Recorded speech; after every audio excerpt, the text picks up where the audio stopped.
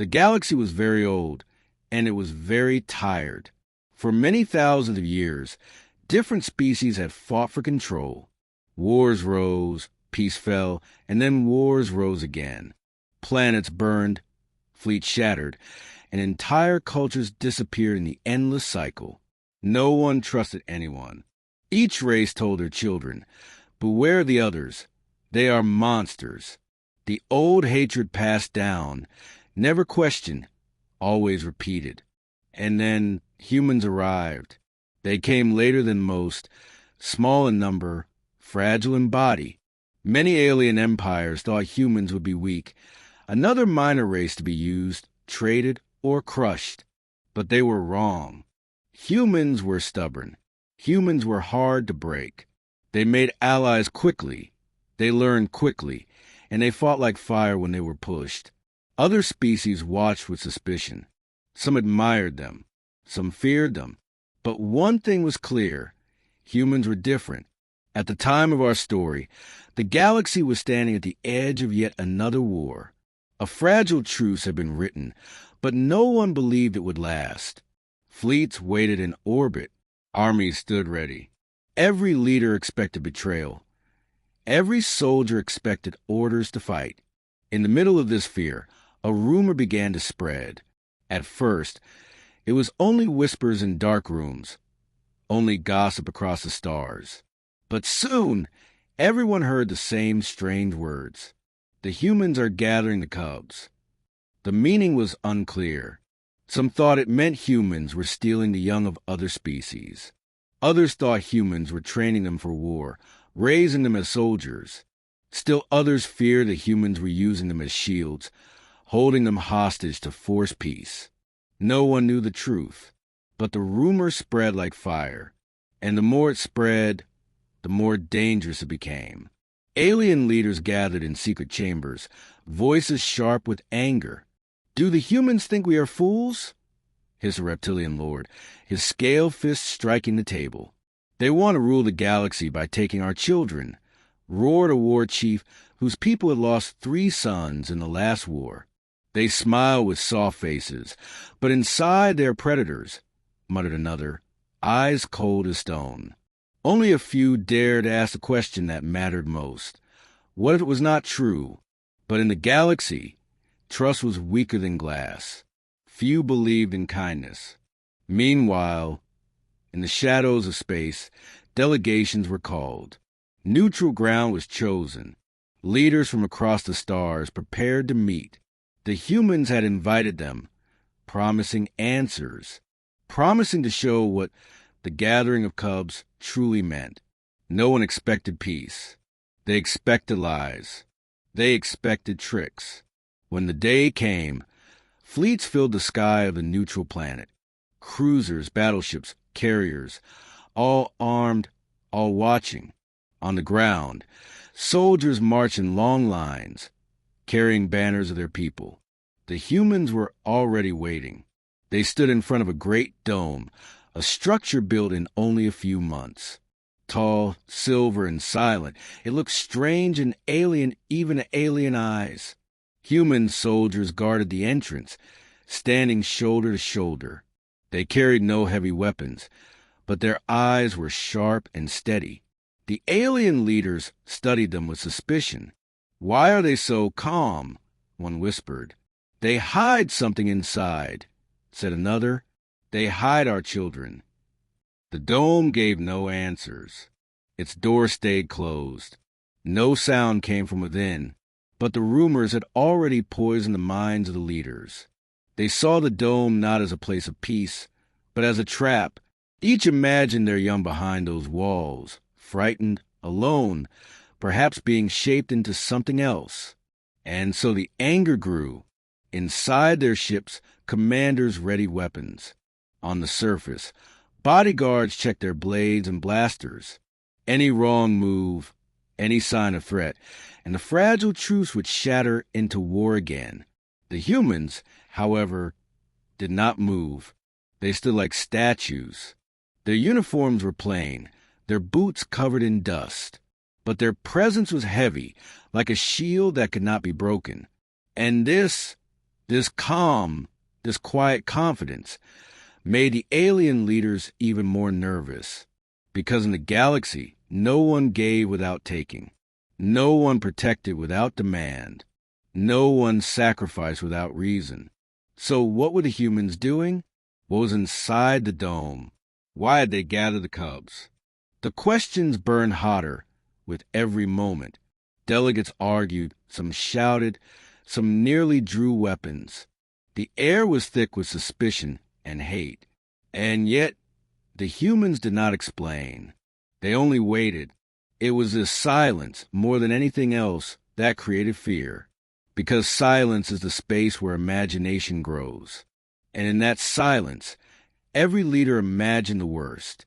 The galaxy stood on the edge. One more spark, and fire would consume it again. The spark, many believed, would come from humans. But they were wrong. The spark would come from what was hidden inside the dome. The spark would come from the truth behind the rumor. The spark would come when the doors opened, and when every leader saw what humans were truly guarding. The sky above the neutral planet was crowded with ships. Cruisers and destroyers hung like black knives against the stars, each one armed, each one waiting. Their engines burned in silence, but their message was loud. We are ready for war if this is a trap.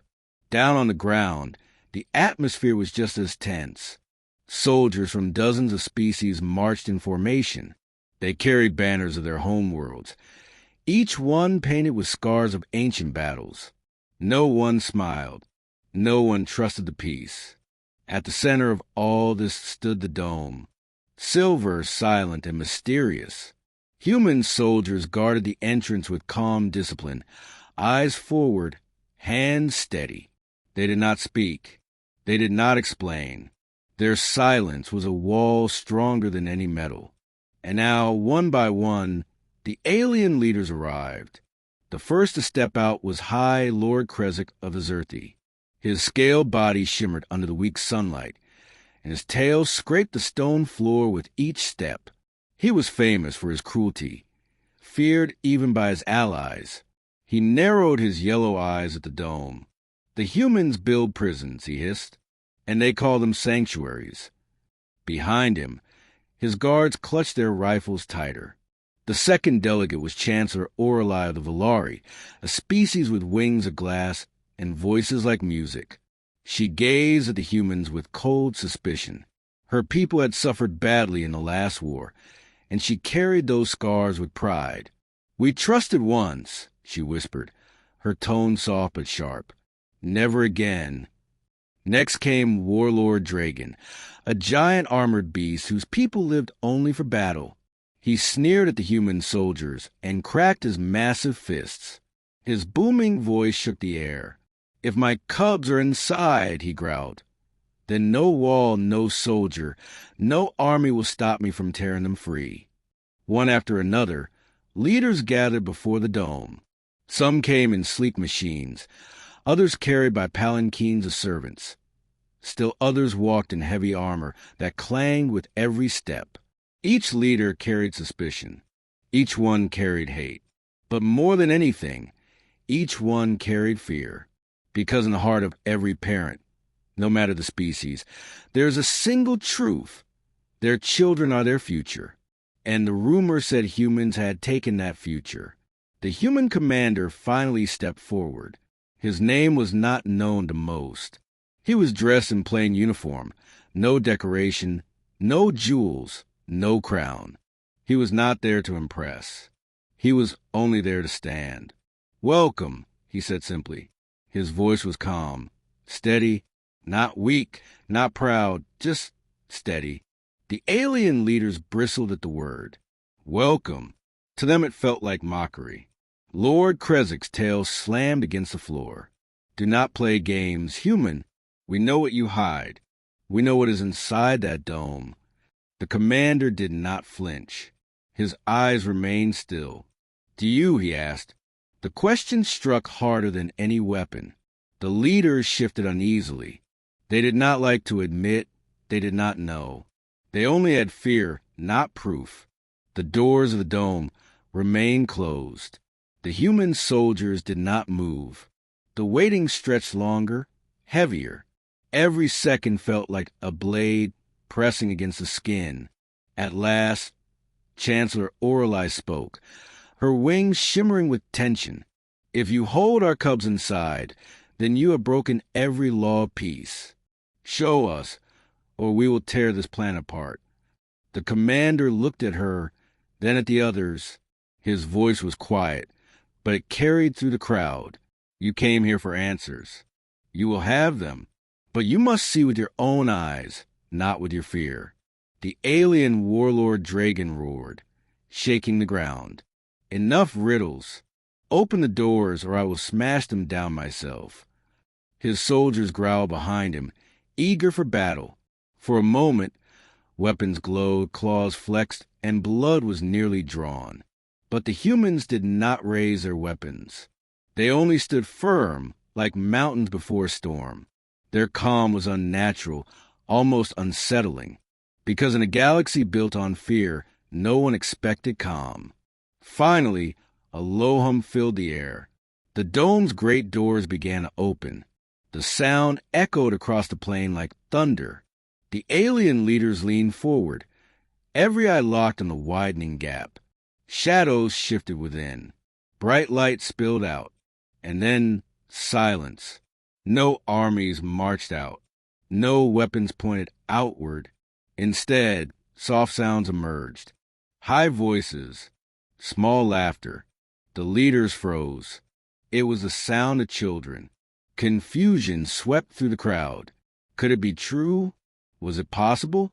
The doors opened wider. Shapes appeared inside. Small shapes. Cubs of many species. Some with scales, some with wings, some with fur, some with shells. They were running, playing, chasing balls, drawing pictures on walls. And beside them were humans. Humans kneeling down to tie shoes. Humans reading stories from books. Humans carrying sleepy little ones in their arms. Every child was safe. Every child was laughing. The alien leaders stared, speechless. The galaxy had prepared for war. But what they found was something no one expected. The humans were not guarding weapons. They were guarding the future. The sight hit the leaders like a blow. For years they had lived in hate, feeding fear into every heart. And yet here, inside this dome, their young were playing together as if war had never existed. No walls between species. No old grudges. Only innocence. Only trust. But still suspicion lingered. Was this kindness or was this control? Was this hope or was it trap? The answers were not clear. And so the tension did not fade. Not yet. Because in a galaxy used to betrayal, even laughter could be frightening. The doors of the dome were now fully open. Light spilled across the stone floor, casting long shadows of the soldiers, the leaders, and the banners of war.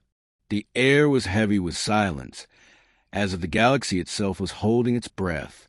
And then came the sound again, soft, bright, impossible in such a dark time. The sound of children laughing. The alien leaders stiffened. Their guards looked at each other, uncertain. Was it real? Could laughter exist here, where what was expected? The humans stood aside, leaving the doorway clear. They did not speak, did not force, did not explain. They only watched. Slowly, the leaders stepped forward, some with suspicion, some with fear, some with anger burning in their eyes. But curiosity was stronger than hate. Inside, the sight was like nothing they had prepared for. The dome was vast, larger than any palace or fortress. Its walls curved high above, glowing with soft light, like a captured dawn. Green fields stretched across the floor. Streams of water glittered in the distance. Trees swayed gently, though there was no wind. And everywhere there were cubs, hundreds of them, from dozens of species. Tiny clawed ones clambered up the branches. Feathered children darted in the air, wings flashing in play. Small-scaled bodies raced through the grass. chased by furry creatures with sharp teeth that have forgotten to bite. Even the delicate larvae of the Frelin, usually kept in sealed chambers, floated happily in shallow pools, watched over by careful human hands. It was not a prison. It was not a weapon. It was a sanctuary. At first, the alien leaders did not believe what their eyes told them. Lord Krezek hissed, his tail twitching. This is an illusion. It must be. No cub would play with its enemy. But just then one of his own kind appeared, a small Zerthi hatchling with bright scales. The little one was chasing a Valari child, their wings shimmering as they laughed together. The sight froze the High Lord's tongue. Chancellor Orelai's eyes widened as she spotted her niece, a fragile winged cub, perched on the shoulder of a human soldier who was carefully tying a broken strap. The child giggled, safe and unafraid. Even the warlord Dragon, whose people were bred for battle, saw his own young, a beastling smaller than his massive bulk, sitting cross-legged as a human read from a storybook. The little one leaned against a human's arm, as if it were the most natural thing in the universe. The warlord's growl caught in his throat. The leaders stepped deeper inside. The noise of children filled their ears, drowning out the thoughts of war. But suspicion was a shadow that would not leave. "This is wrong," one leader muttered. "Children should not mix with enemies." "This is dangerous," said another. "They will forget who they are." "This is unnatural," whispered a third. "It cannot last." The human commander finally spoke, his voice calm, carrying through the dome. "Children do not know hate until they are taught. Here, no one teaches them war. Here, they are simply young, and they are safe." His words made the leaders uneasy. They had built entire empires on hate, entire histories on war. To imagine children without it was to imagine a galaxy they could not control. Some tried to test the truth. Lord Krezek called out sharply in his language, a command to his hatchling. The child looked up confused, then ran over happily and hugged his leg. But after a moment, the hatchling pulled away, rushing back to join the Valari cub in their game. The High Lord's scales shivered. Chancellor Orelai tried as well, calling softly to her niece. The winged child flew into her arms, smiling, safe and joyful. But then, with no fear at all, the child turned and waved at the human soldier before darting back to play. The Chancellor's heart shook. Even Warlord Dragon, so sure of his people's strength, felt a strange unease as his cub tugged his massive claw and pointed at the human storyteller. The warlord could not meet his child's bright eyes. Everywhere they looked, trust had already been given, not to leaders, not to armies, not to governments, but to humans. It was not forced. It was not taken. It had been earned in the simple act of guarding, protecting, and caring. And this was what frightened the leaders most, because in that moment, they understood something dangerous. If their young grew up with trust, then hate might die with them. And without hate, war would have no seed to grow. One leader broke the silence. "You gather them here," he accused, voice trembling. "You change them. You make them forget their blood, their duty, their people." The human commander did not smile. He only shook his head. "No, we remind them of what you forgot, that before war, before hate, every child is simply a child." The words were plain, but plain words are often the hardest to fight. The leaders stood in the dome, surrounded by laughter. Their hearts wrestled with fear, suspicion, and something else they dared not name. Was it hope? Or was it loss? The loss of control, the loss of the old ways they had ruled by? The humans gave no answer. They simply continued their quiet work, bandaging a scraped knee, teaching a game, sharing food with tiny hands. It was a first glimpse, and it shook the galaxy more deeply than any battle, because in that glimpse, war began to look smaller, and peace began to look possible. The dome was alive with laughter, but the leaders did not laugh. Their faces were carved in stone, their eyes sharp with doubt. Yes, they had seen their young safe. Yes, they had seen their cubs happy. But in the galaxy, safety often had price, and humans, the newest species among the stars, were still too strange to trust.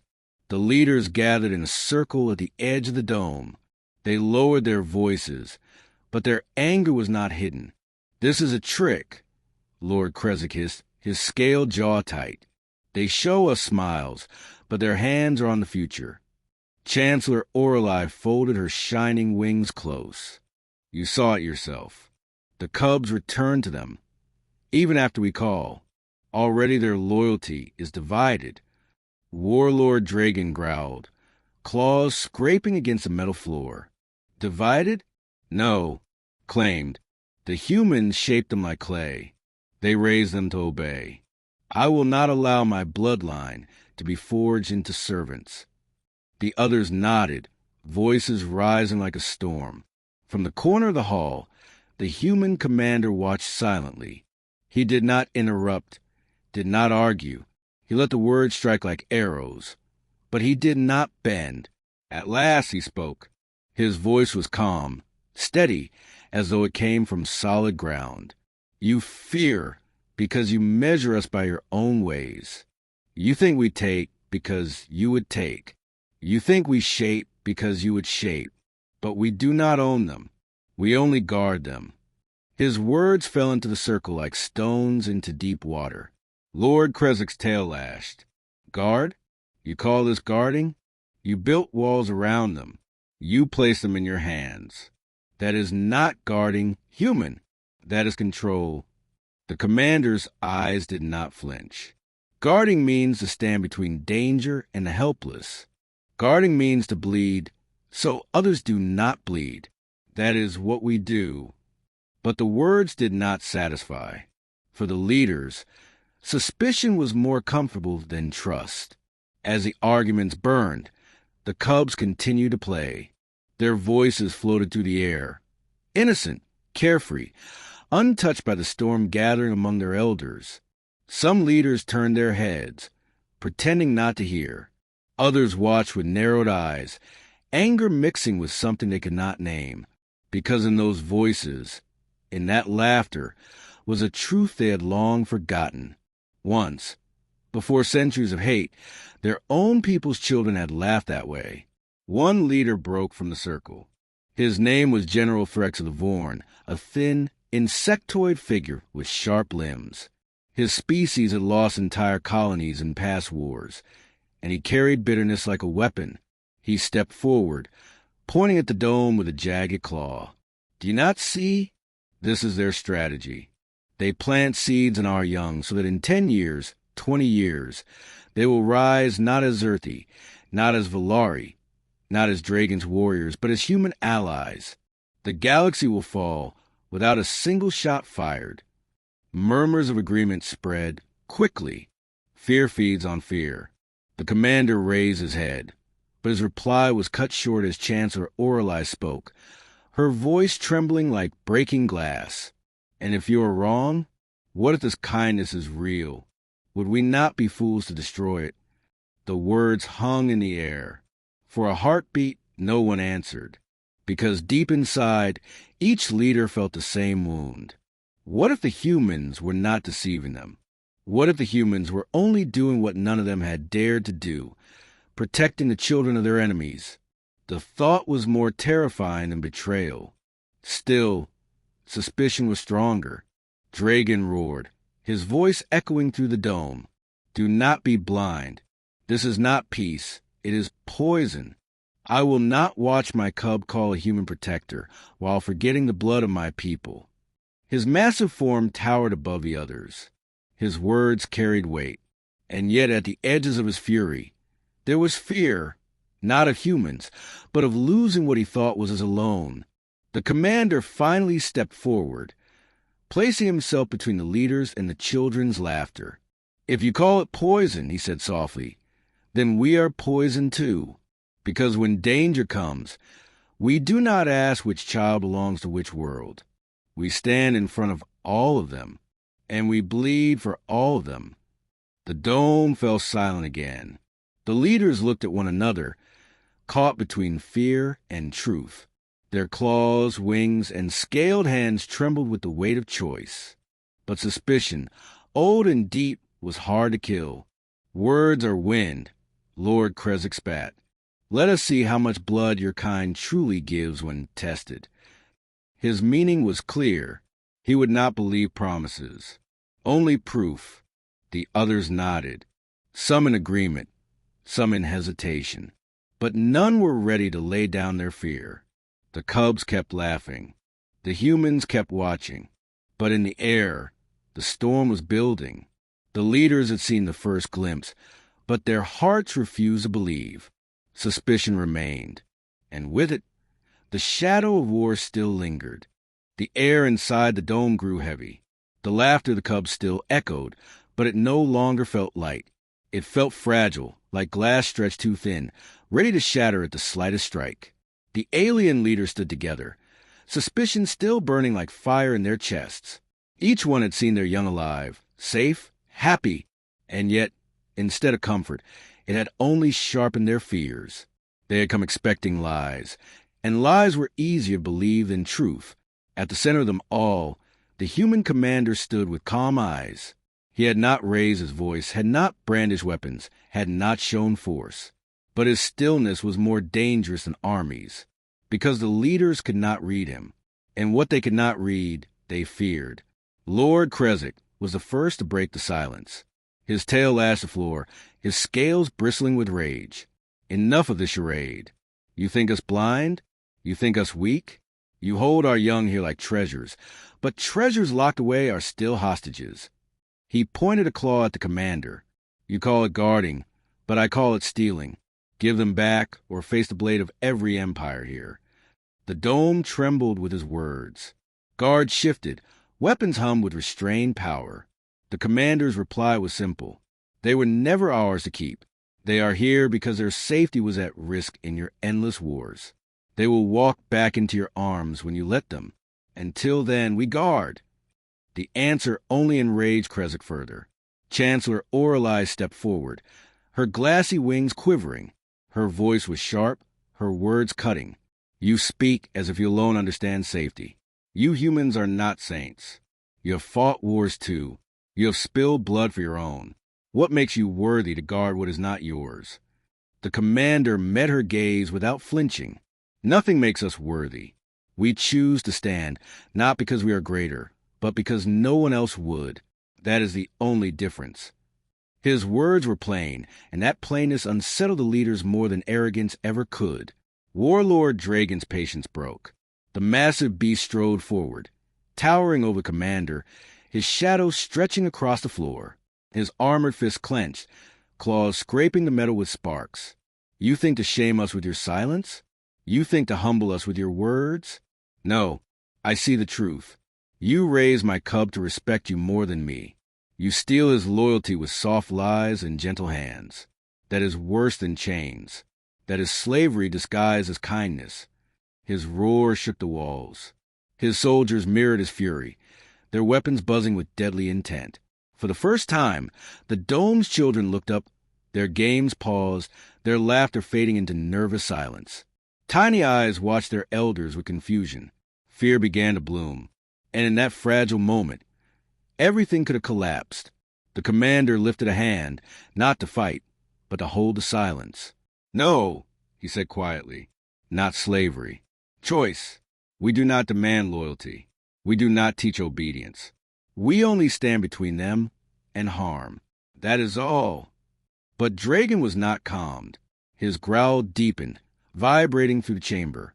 If that is all, then step aside. Return my cub and let us leave. If you truly claim no chains, then prove it. The commander's face remained still, but his voice carried iron. They are free to walk. None are bound.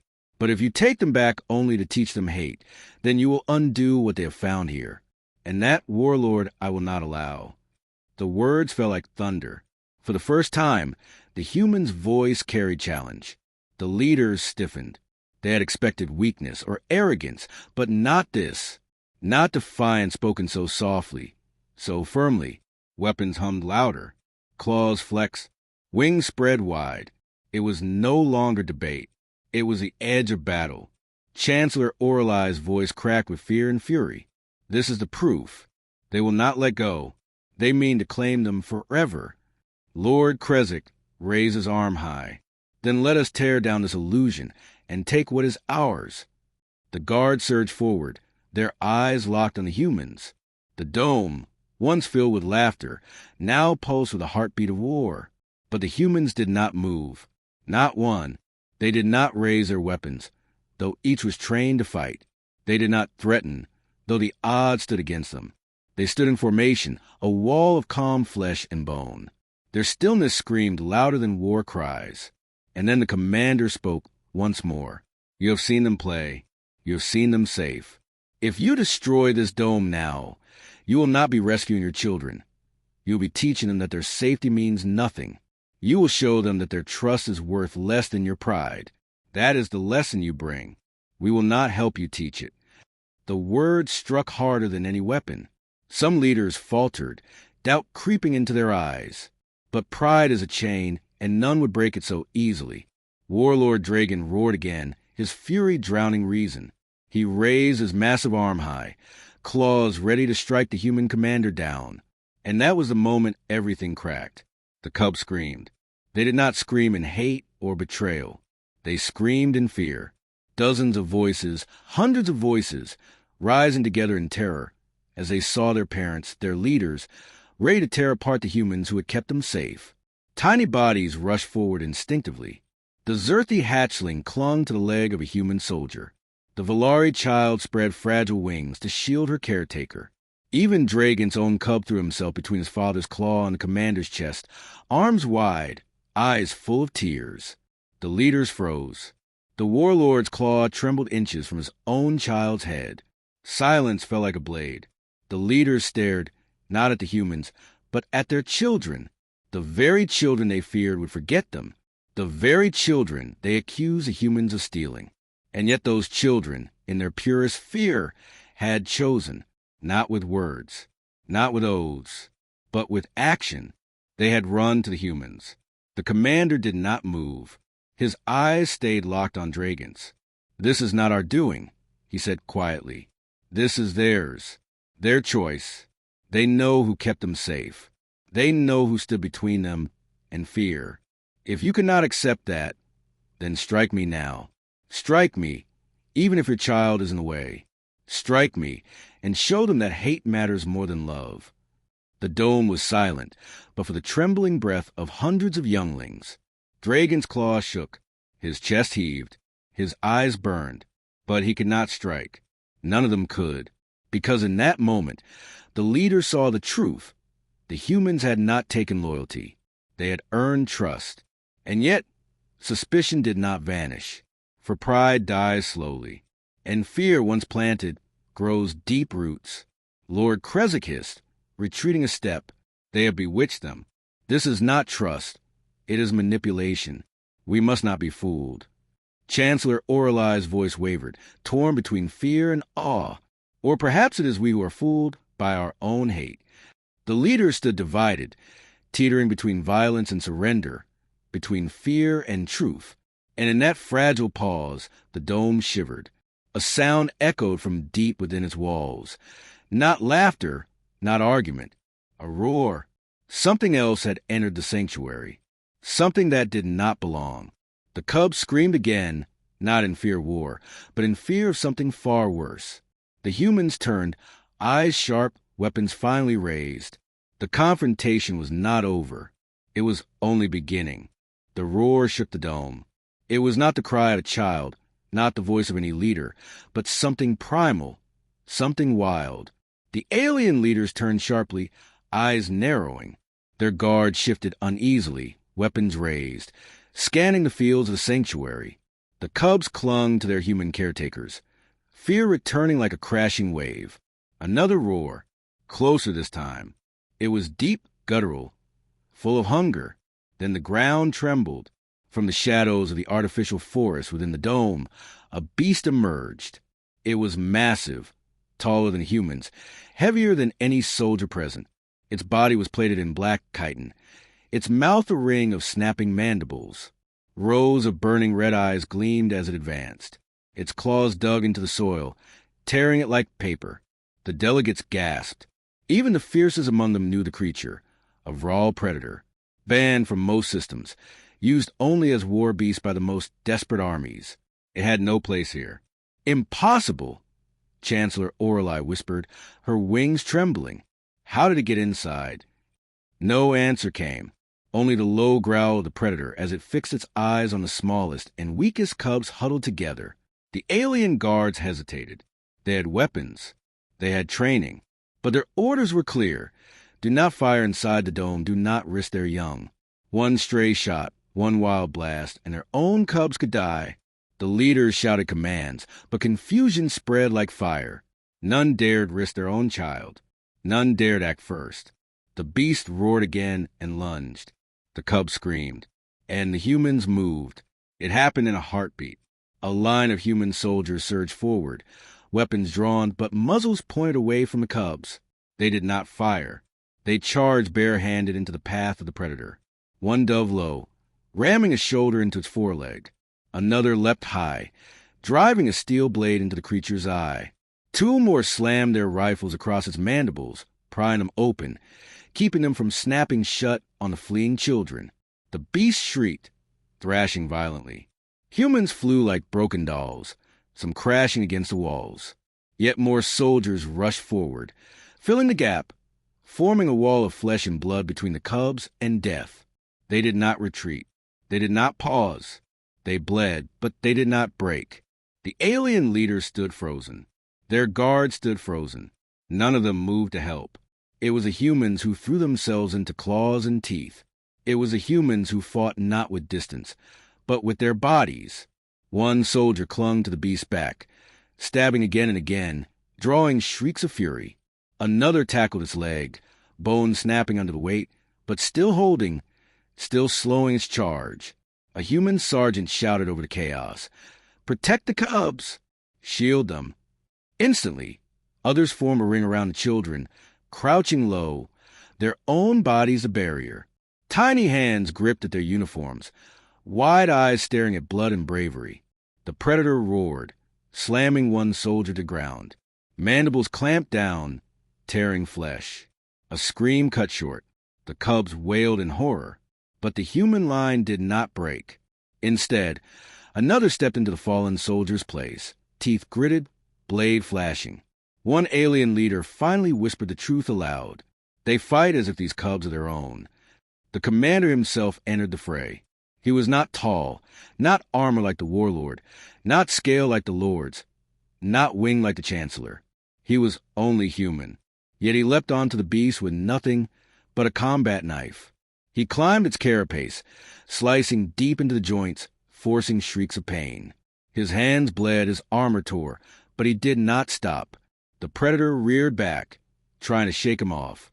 Its claws slashed, its tail whipped, but the commander clung tighter, driving the blade again and again into the gap beneath its skull. With a final roar, the beast collapsed, thrashing one last time before falling still. The dome fell silent. For a long moment, there was only the sound of ragged human breaths and the sobs of cubs. Then the leaders saw the cost. 5 human soldiers lay unmoving, their bodies broken, blood staining the soil. Others were wounded, groaning, clutching torn limbs. The commander staggered, bleeding from deep gashes, yet still standing. But among the cubs, every single one was alive. Not one had been touched. The leaders could not deny it. The humans had proven it.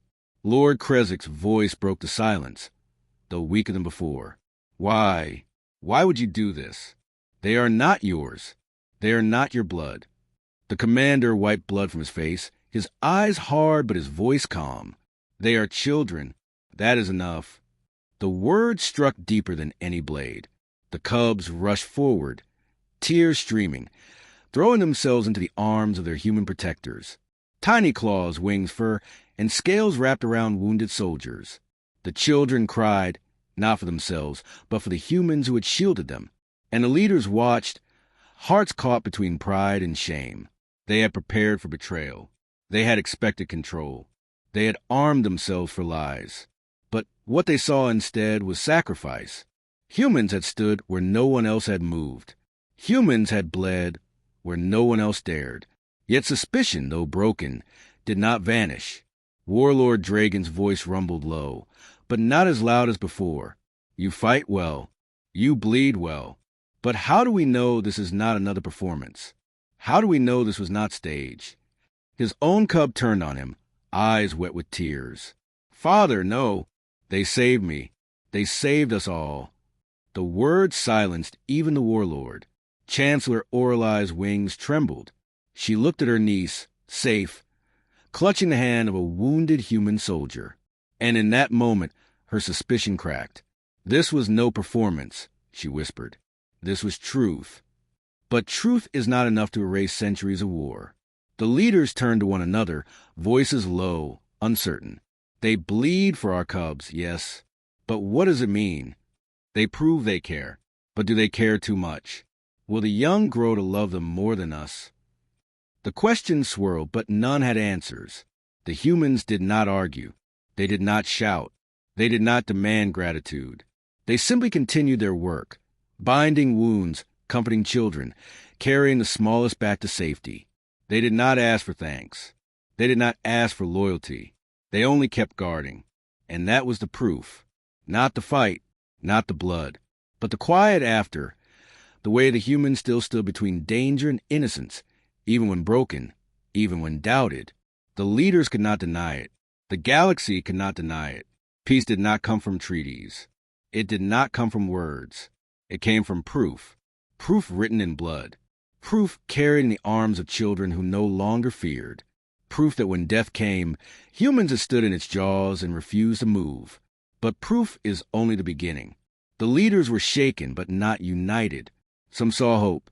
Some still saw threat. And in the shadows of the dome, other dangers stirred. The war was not yet over. But something had changed. For the first time, the leaders could not look at humans as outsiders, because in the eyes of their cubs, the humans were already family. And once a child calls someone protector, the galaxy itself cannot easily undo it. The dome was quiet now. The predator lay broken. Its black shell cracked open, its red eyes dimmed to ash. The children huddled close to the wounded humans, their small hands gripping uniforms, their voices soft with frightened whimpers. The alien leaders stood in silence. Their soldiers, trained, armored, armed with the finest weapons, had not moved when the beast charged. Not one, but the humans had. They had fought. They had bled. They had died. And now the truth was carved into the floor with blood that was not alien blood, but human. Lord Krezek broke the silence first, though his voice no longer carried the iron of command. You throw your lives away so easily, for cubs that are not yours, for young who will never share your name, your blood, your future. His words were sharp, but beneath them was confusion, even fear. The human commander, bleeding from deep cuts, stood tall despite his wounds. His face was pale, but his voice was steady. No life is thrown away when it shields a child. If a death saves even one small voice, then it is not wasted. That is the only truth we live by. The words cut deeper than any blade. The children broke into tears. They clung tighter to their human protectors, sobbing into their shoulders, begging them not to leave, not to fall. Tiny claws pressed against bleeding wounds, tiny wings wrapped around shaking bodies. The leaders watched as their cubs wept for humans. Not for them, their own blood, but for strangers, for protectors who had earned trust not by command, not by birthright, but by sacrifice. The shame was heavy, for in that moment, every leader knew. If the predator had broken free, when only they were present, none of them would have moved. They would have hesitated. They would have weighed risks.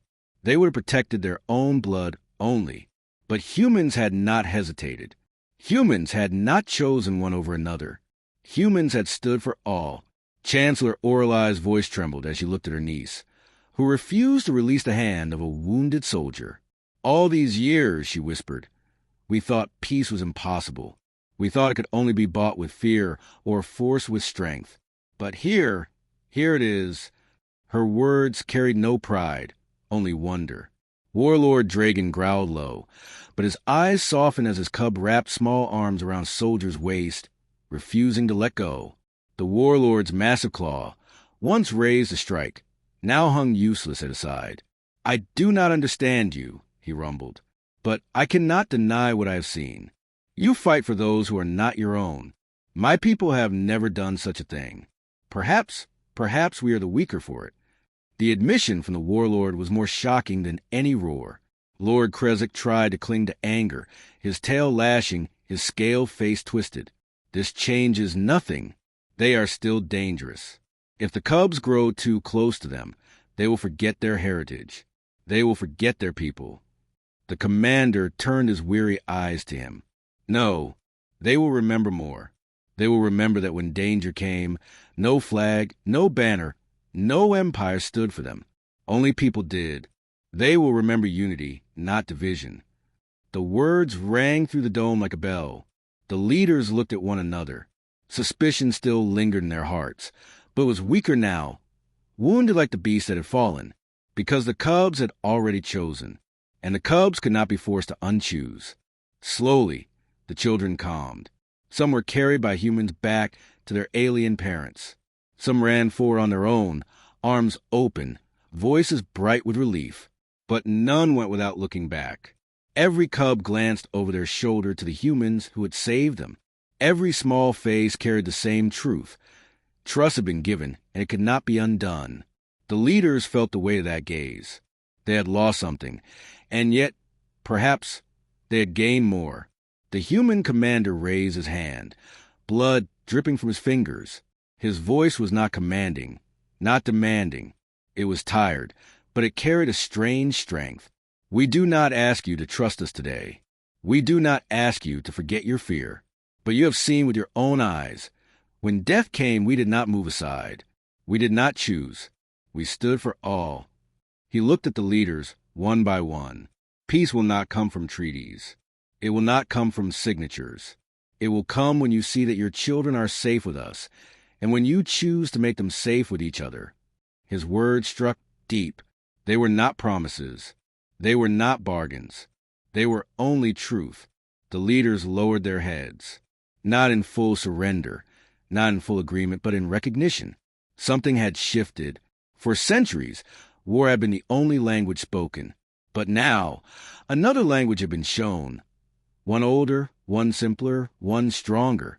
The language of sacrifice. And sacrifice is a truth that no species can ignore. That day, no treaty was signed. No great declaration was made. But when the fleets left orbit, they did not fire. When the soldiers marched back to their ships, they did not clash. Something else had been planted.